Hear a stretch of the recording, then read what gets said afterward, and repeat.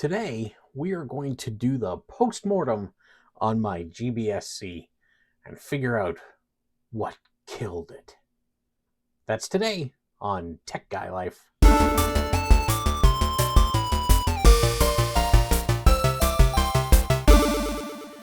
In this video right here, link will be up here somewhere, I built this GBS-C and got all the way to the end, and then it died.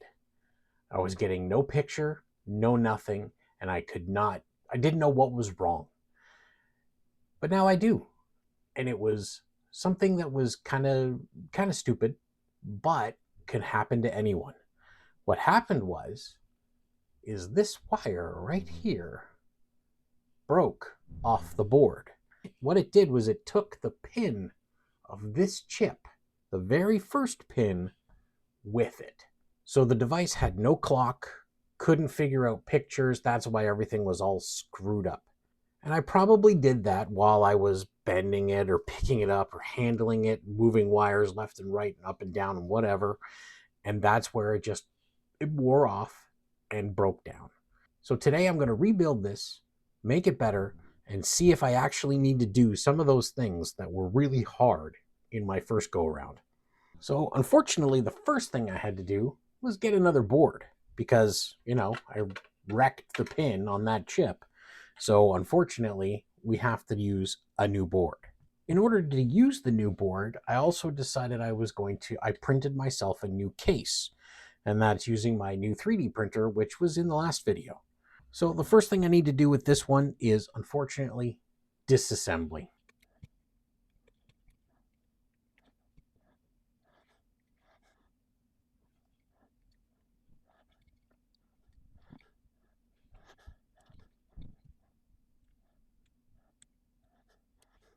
Well, that was a lot easier to disassemble than it was to assemble, that's for sure. I'm also going a different direction with the VGA to HDMI. I'm not going to do this whole disassembly thing because that was a pain too. So I'm going to stick with the external VGA to HDMI. But now this is done, and unfortunately, e-waste. I also got a different SCART port so that I can actually attach this right to the actual box. And of course, I printed out a new 3D printed box. And that was done, of course, with my new 3D printer, which was, again, in my last video. So this box has a little bit different of a layout, just to show, just for an example. So the board pops in here.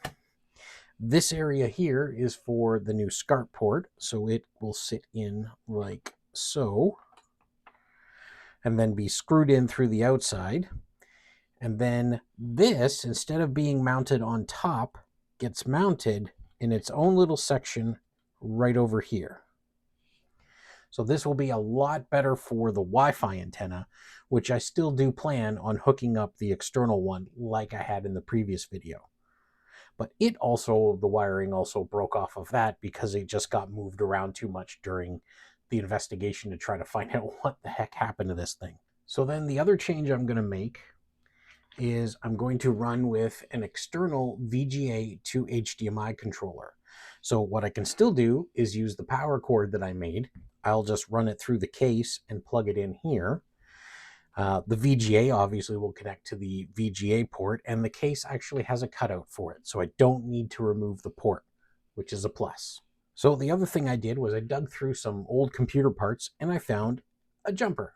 So now I don't have to solder those connections together. So those are the major improvements that I made to this in order to get this working, but a little bit simpler. Definitely not as much removal and definitely not as much wiring as before. What I do need to do, though, is I need to start prepping this board for the changes that we made previously. So I have to remove these dials, and I also have to remove these connectors, as this is where all the wiring goes. So let's get to that. So again, went for the hack apart method because I'm not trying to keep these. Everything has been prepped on the board, so I got the connectors removed from here, got the wires installed here. If you can't see that, let's bring it up real close. So there's my wires that take out the potentiometers. I've tinned the appropriate places on the board. So one of the great parts about redoing this is I don't have to do the software step again because this is currently all ready to go. So with the new case in its format that it's in, with the GBS board and then the other board beside it, I kind of going to lay them out like this in order to wire them up, because this is about the approximate distance in between them. So I need to make sure that the wires can get from where they need to be over here to over here. So I've got some of the basic wires connected again between the board and the GBS board. One of the things that I learned from my last go round was the wires had no strain relief. So I just did a test and put some what we affectionately call hot snot, which is hot glue, onto the first wire here, and it seems to be doing well.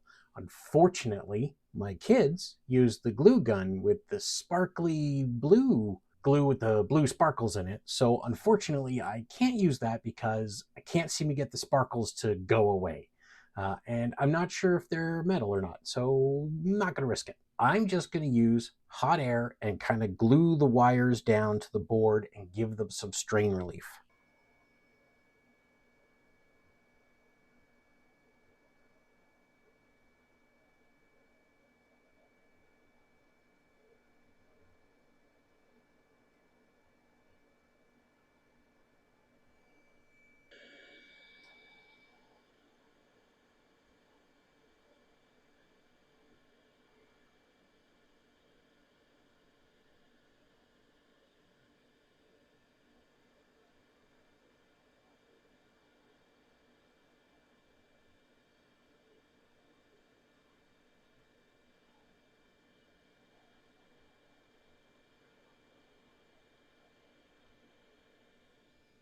So I think this is going to help keep everything in place. It doesn't look pretty, but we're not going for pretty. We're going for functional. All right, so everything is pretty much wired. I created my new SCART connector with everything except for audio wired up. And the picture was having some sync problems. I'll show you guys with a video capture. You can see how the screen is flickering and bouncing around, and that is a sync problem. So I'm hoping that there is no difference between this board and the one that I was using, because I'm using the exact same cables and everything else is the same, of course, well, except for the SCART connector is, I guess, technically different. I'm hoping that adding in the clock generator is what is going to hopefully fix that. If not, I may have to wait and put in a sync stripper and add that extra piece to here. So now I'm going to go ahead and start prepping up the wiring for adding in the clock generator again. Everything is hooked back up, but I'm still getting the flickering of the sync on the screen. Not sure what's causing that. It could be my cheap ass cable has finally decided to, my cheap SCART cable is finally dead, or something's disconnected improperly in the connector there, or it could be numerous things. Not quite sure, but fundamentally, this is hooked up and ready to go. So I need to get it into a more secure place. So it's time to install it into the case and do some more tests, because we've still got the composite to SCART converter. If that hooks up and still flickers, then yes, we've got another problem, and maybe I just got a bad board and I'm going to have to do this again. Let's not let's not jump to conclusions yet. Let's get it installed, get it all put together, finish up the audio wiring too, and go from there, and we'll see. Finally, have everything put together. I have my inputs on this side, so my component and the audio inputs are here. The audio just runs through, connects to the SCART connector, and then connects to this mini jack that I use to connect to the HDMI, or the VGA to HDMI converter, which is, it's just over here. And everything appears to be working properly. But I'm still getting sync problems on my Super Nintendo, which I didn't before. But then I did some reading and found out that, yes, it is using composite sync. I guess I was just lucky last time and it didn't cause any problems. But if I hook this up to my N64 that I modded, I get perfect picture. not a single problem. So let me do that right now. So I have it hooked up to my N64 now, and you can see the picture is perfect. Problem though is the audio on the left channel is not there. And that is just related to something going on in my N64. I don't know if there's a problem with the port, but I'm gonna have to test it with some analog cables and just see if it's just this, maybe it's the SCART cable that's got a problem, or I don't know what. But the audio works perfect on the SNES. So it's got to be something with the N64 or this cable in combination with the N64. But either way, this is done. So now I can put the lid on it. There's a big moment right here. Never got this far with the other one.